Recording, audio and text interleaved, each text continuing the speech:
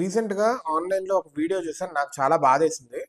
దీనికి సంబంధించిన ఒక ఆర్టికల్ హట్కే స్టోరీ మా వెబ్సైట్ లో 2017 ఆ టైంలోనే ఒక ఆర్టికల్ కూడా రాసాం. ఏంటంటే మన నార్త్ ఈస్ట్ వాళ్ళని మన వాళ్ళు ఇక్కడ చింకీస్ అని చెప్పి పిలుస్తూ ఉంటారు. అరే, నార్త్ ఈస్ట్ ని మనం ఓన్ చేసుకోకపోతే భారతదేశంలో పార్ట్ ఆబ్వియస్లీ మనమే వాళ్ళని చింకీస్ అని చెప్పి, నేపాలీస్ అని చెప్పి ఇట్లా డిఫరెంట్ డిఫరెంట్ గా ట్రీట్ చేస్తుంటే ఎట్లాగా? వాళ్ళు మాత్రం మేము భారతదేశంలోని వాళ్ళకి కోపం వస్తుంది కదా.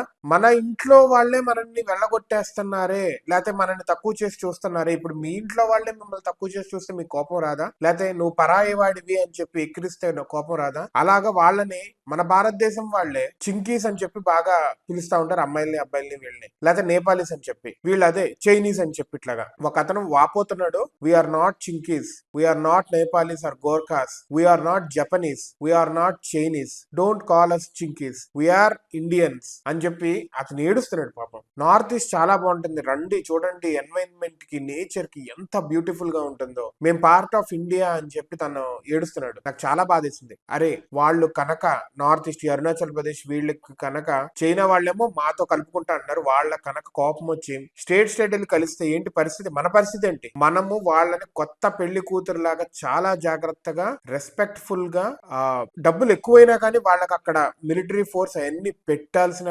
అవసరము, వాళ్ళ లైఫ్ స్టైల్స్ లో చేంజ్ తీసుకురావాల్సిన అవసరం భారతీయులుగా మనకి చాలా ఉంది. For hour security. ఒక బాంబు మన దాకా వస్తుందంటే వాళ్ళని దాటుకునే మనకు వస్తుంది. ఒక అపాయం మన దాకా వస్తుందంటే చైనాకు ఆనుకొని ఉన్నారు వాళ్ళు, అవన్నీ దాటుకునే మన దగ్గర వస్తున్నాయి. సో దే ఆర్, ఒప్పుకున్నా ఒప్పుకోకపోయినా దే ఆర్ గేట్ కీపర్స్. చాలా హెల్ప్ చేస్తున్నారు మన దేశానికి. అటు పక్క చైనా వాళ్ళతో ప్రెషర్ తట్టుకోలేక వాళ్ళు చుక్కలు చూపిస్తున్నారు. రివర్ బ్రహ్మపుత్ర మొత్తాన్ని వాళ్ళ వైపు ఆపేసుకొని అన్ఈవెన్ గా లైక్ ఫ్లడ్స్ వచ్చేలా ప్లాన్ చేసుకుంటా, మళ్ళా కాల్పులు ఎప్పుడు చూసినా కానీ స్టాండ్ ఆఫ్స్ అక్కడే.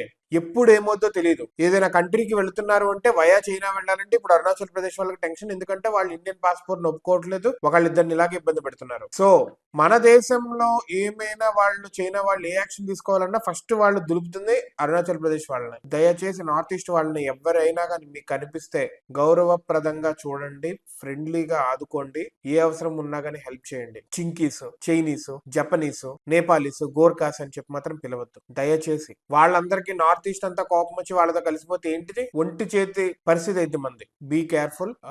మళ్ళా రేసిజం అని చెప్పి కూడా కంప్లైంట్స్ వస్తాయి. వాళ్ళు కనుక కంప్లైంట్ చేస్తే పెద్ద మ్యాటర్ అవుతుంది. నేషనల్ గా మైండ్ఫుల్ గా ఎంపథెటిక్ గా వ్యవహరించండి ప్రతి ఒక్కళ్ళు.